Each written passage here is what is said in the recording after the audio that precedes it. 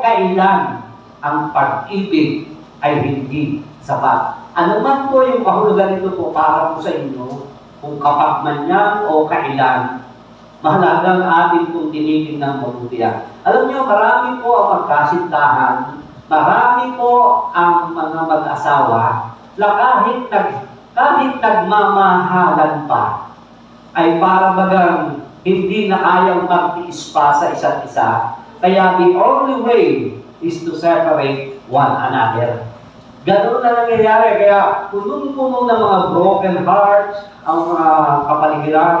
Ang daigdig po ay punong-puno ng mga sama ng loob na kahit yung pag-ibig mismo, alam nilang meron pa. Pero bakit, ang tanong po nila ay bakit nagkaganon? Ano po ang mga dahilan? Ano? Bakit po ang mga couples na ito ay nagmamahala naman? Pero still, naroon pa rin po na hindi po nila masustain yung relationship po nila at ito po ay nagkakaroon ng hindi magandang bagay para po sa kanilang buhay. Alam niyo, may mga nagsasabi sa buhay po natin. Nasabi niya, kami naman ay ito, mahal pa naman namin ang isa't isa. Talagang may feelings pa kami sa isa't isa.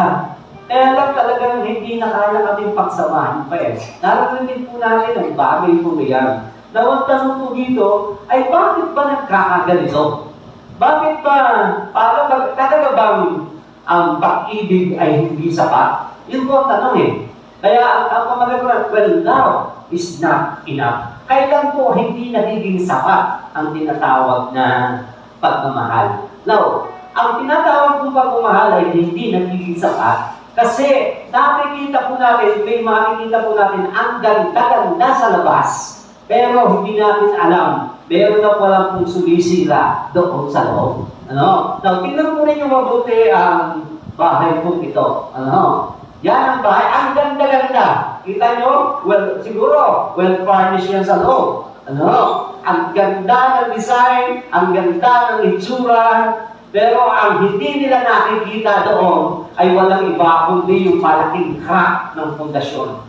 Ang laking crack na kung titignan po natin ang ganda man ang pagsasama ng isang pamilya, ng isang koneksyon, ng isang relasyon, pero isang araw, hindi po nila namamalayang na kapag lumakas sa malakas na ulan, pagka bumagyo, sisip-sipin ang karak na iyan at unting-unting bubuho ang magandang building na iyan.